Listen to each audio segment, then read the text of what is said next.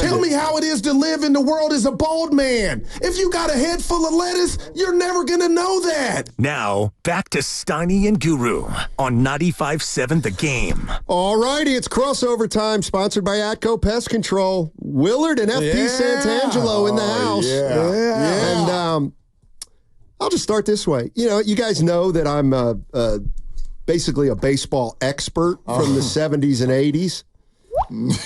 And I forgot something. I was watching the Pete Rose documentary. Good, by the way. Unbelievable. I referred him to it. FP. I completely forgot. What a mess he was. He played in Montreal for half a year. Yeah, I heard all the stories out there. He played in Montreal for half a year. Before going back after Philadelphia, before he went back to Cincinnati. I don't even remember that, even after you tell knows me. about the Expos. He may or may not have fondled a cork bat or two in Montreal. Man. That's insider knowledge. I mean, shocking news. Pete Rose cheated? What are we talking about here? Charlie Hustle. Yeah, I'd recommend that one. That's pretty fast. I haven't watched it yet. So much great. I love seeing like the 70s footage. It's incredible. When you never see stuff. Like you see all the highlights, but when you actually really see. But tell them who you're mad at. You got an antagonist in there. Slow down on the sports docs, though. There's too many of them. I can't keep up. I mean, I went through Receiver. I went through Hard Knocks. No. Obviously, I rewatched the Willie Mays doc when he passed away. It was incredible. I have not gotten to Pete Rose yet. I'm way more fascinated with the older documentaries. I know you are. Like, for example, I don't know, 10 years ago, there's an Amy Winehouse. I mean, come on. I'd watch that. I'd watch that. Is it a train wreck? Is that just a train wreck? You don't want to know about Devontae Adams' daughter's dinosaur birthday party? You don't want to do that? It's more than it's fun. Great so party. fun. It was a great party. So, like, he turned me off. Neighbors were impressed, Steiny. Here's what I think. Classmates were like, "What's Dad doing for a living? He must be wealthy." So Amy Winehouse, I believe, passed when she was 27, like all rock stars do. Yeah. So but her whole life was videotaped, essentially. So you've seen it all. Like, you don't need a documentary on her because you've seen it all. The hard part about Amy Winehouse is I think they started filming her because you could tell pretty much right out of the gate, this ain't going to get to 30. Well, she was a phenom. She was a phenom. But this was a slow walk toward an overdose. Wow. Where, I mean, allegedly. You could see it. Tortured soul. No doubt. So talented. No doubt. Oh. Back to Pete Rose. Yeah. Tell him you didn't like Al Michaels. I don't think Al came off very well at all. Why? I'm going to ask FP. You're just an announcer, dude. Oh, he takes You're himself just an too announcer. seriously. Plus, he's as big a better as Pete Rose is. And he was sitting there criticizing Pete. Al Michaels is known for being a big better, big gambler. I might back Al in that Al's profession does not require him to sign a contract that he's not going to do that. But Al gets probably a lot of inside info. Yeah. Probably. I think it's frowned upon for broadcasters to I don't frown upon it.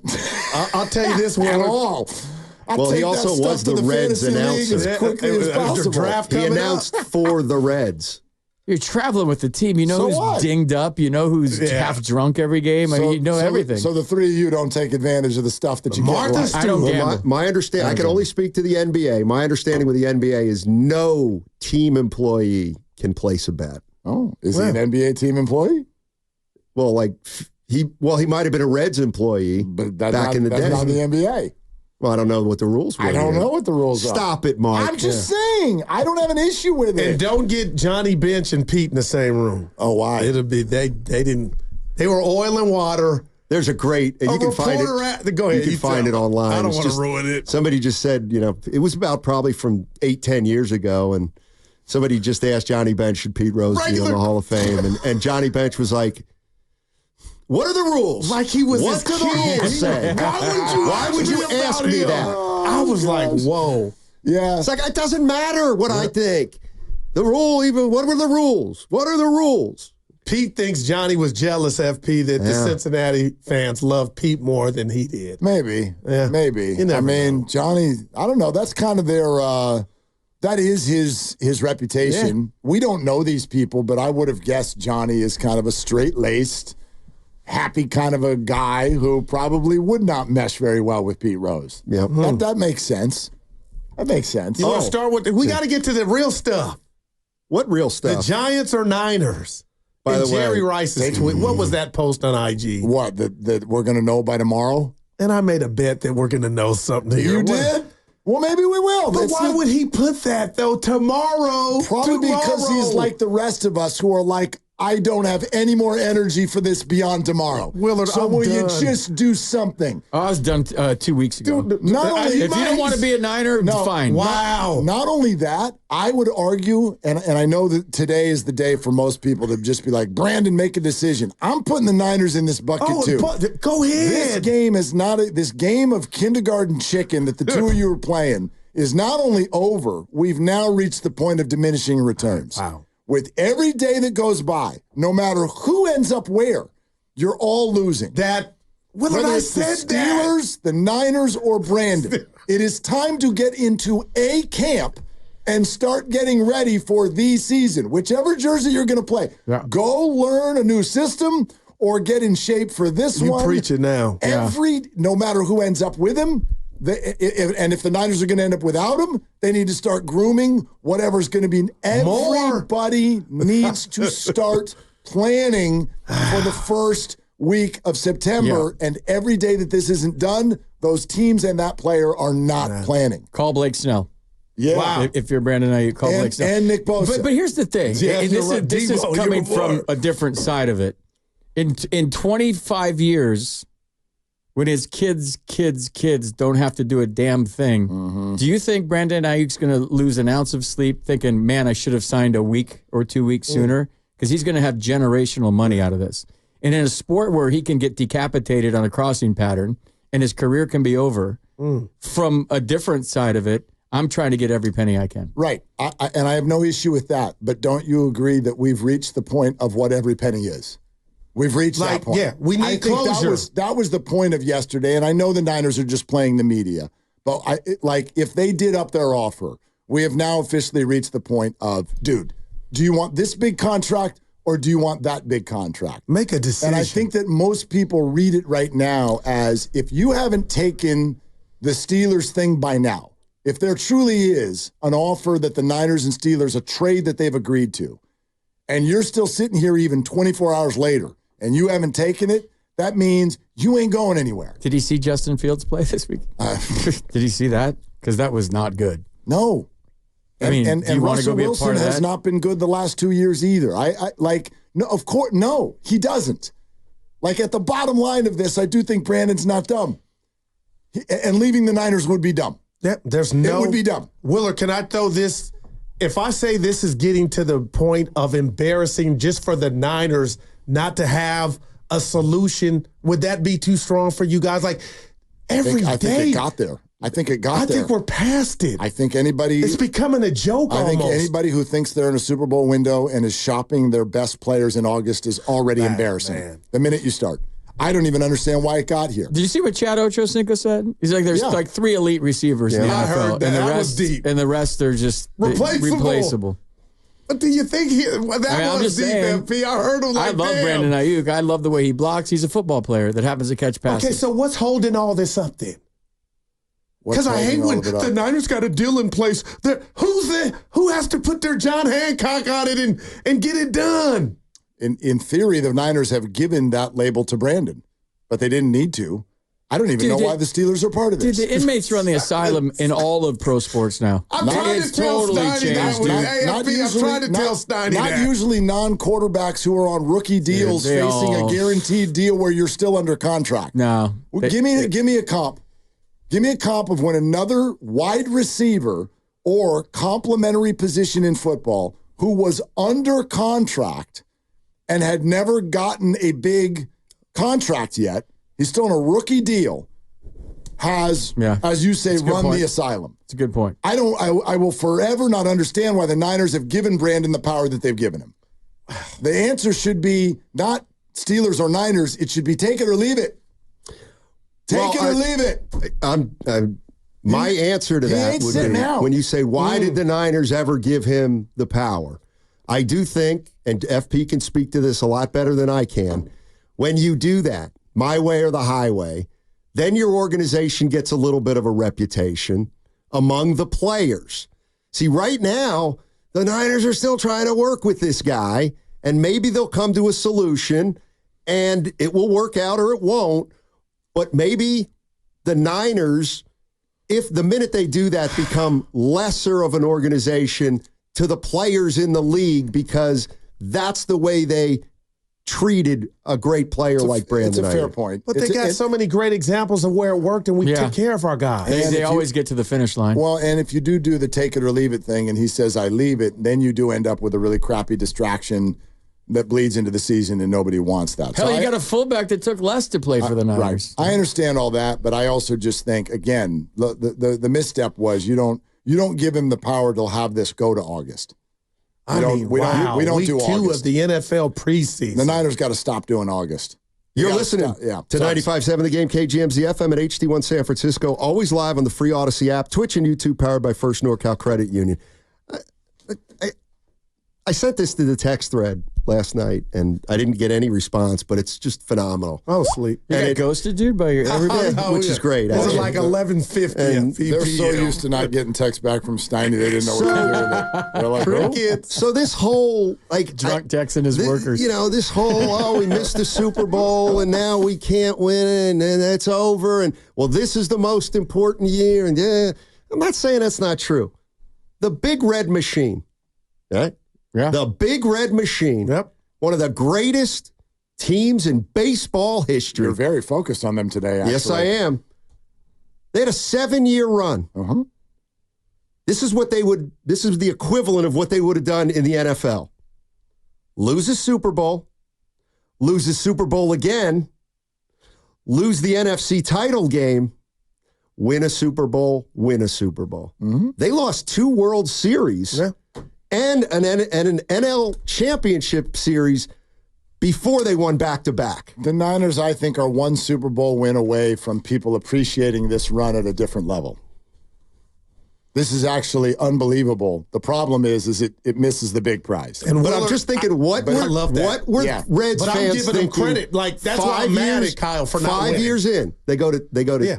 But they capped it off. They got it done. Right, and that's what I'm saying is nothing's over. But when you're playing diddly squat with your left tackle and your stud wide out to Willard's point, Pearl Harbor. I'm just saying. What are you doing right now is what to get to that point or continue. I'm just saying. I also have to jump to conclusions. I was listening to Bonte and Joe this morning talk about all of the sort of red flags that are out there about a Super Bowl hangover. We're canceling joint practices because you don't even have enough bodies. You got the Trent thing, you got the Brandon thing, Brock's throwing interceptions.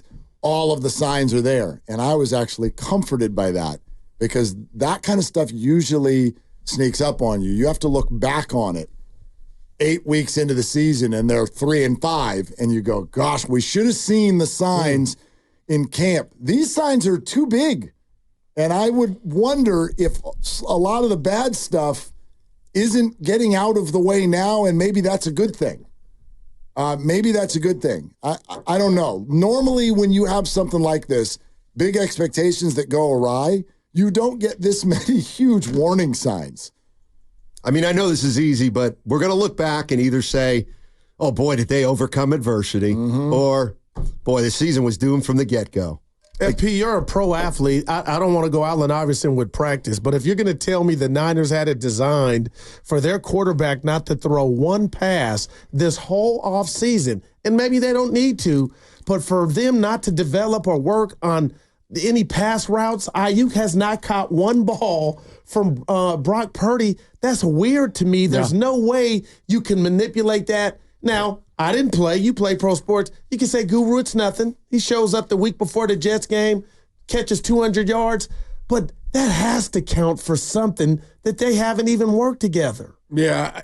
I don't know if that's a maintenance. I don't know. But what if behind closed doors, Ayuk's like, Purdy's going to get me killed? Or he just thinks that Purdy isn't the guy. But he would never say that out loud. I don't think he thinks that. Yeah. I'm just throwing 1,400 yards. What if he's Jimmy, talking to his buddies going, dude, this guy's okay. Then why wouldn't you take $32 million to go to New England then to get away from him if it was that bad? I'm just, you know, I don't that's think what I don't like. Brandon didn't other, take the money. You're going to go play with Justin Fields or Russell Wilson instead. Just throwing it out there. He just threw episode of Friends, Willard. He just threw you for 1,300 yards. I know. Yeah. You know, 7 tugs. I got a hard time.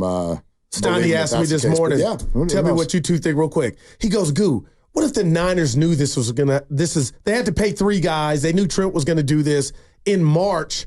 So there's nothing to see here. I said, hell nah, Steiny. I don't know what's going on with Trent Williams, but because Brandon Aiyuk is out there, it looks worse. But do you think this is how they saw it going? I'm like, nah.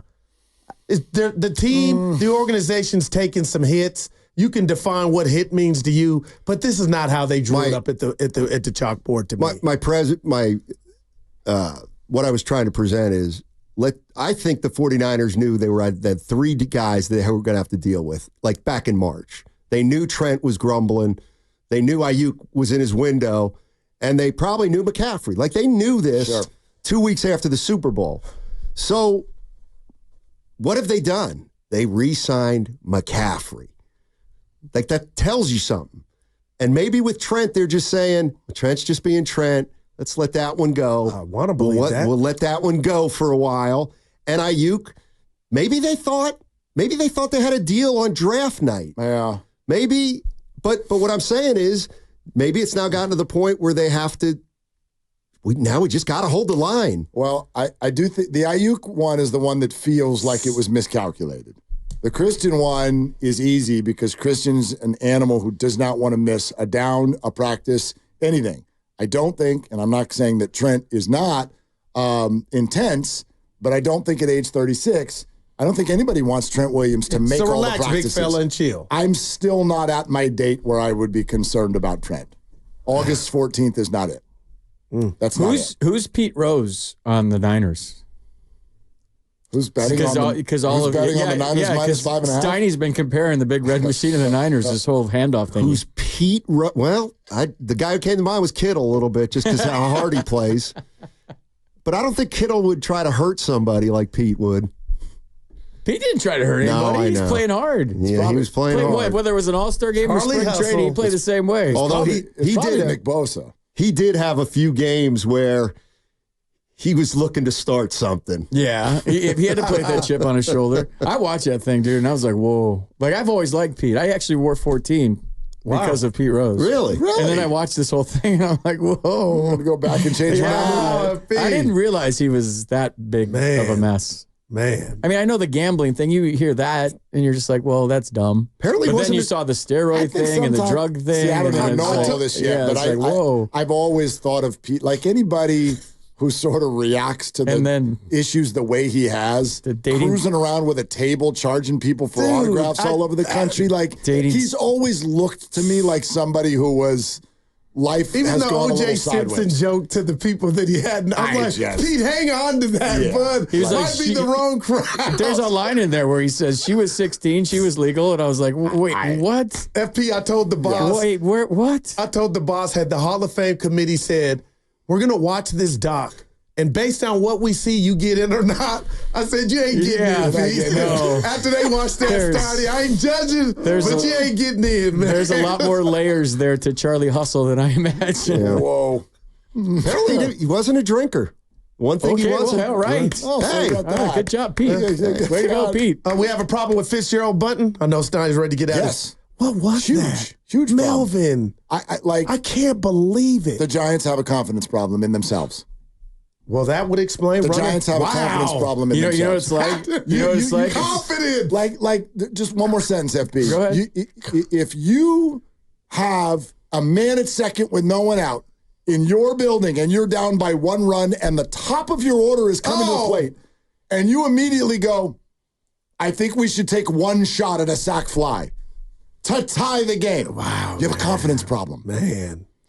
Especially when you admit that you did it because you didn't do it that way the night before. I agree with the confidence problem. Conforto first and second, and you didn't have him bunt. You degenerates can probably relate to this. It's like when you have a 14 or 15 or a 16, and you're playing third base, and there's a face card. The dealer has a face card up, and sometimes you hit on it, and sometimes you stay on it. Thank you. You gotta either Beautiful. hit on it all the time, or you gotta stay on it all the time. I hate feeling this, but this thought crossed my mind last night.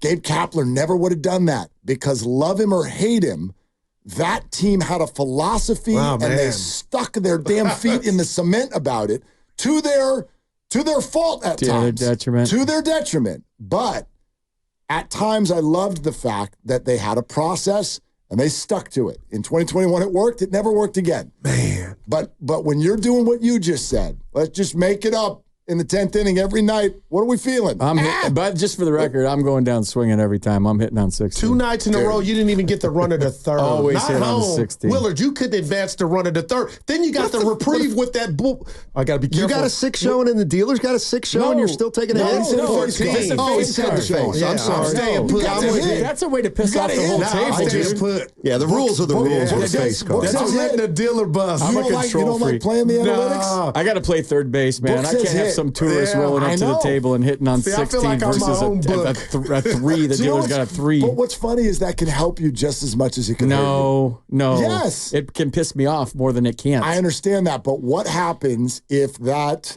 third base, let's say you want them to hit, right?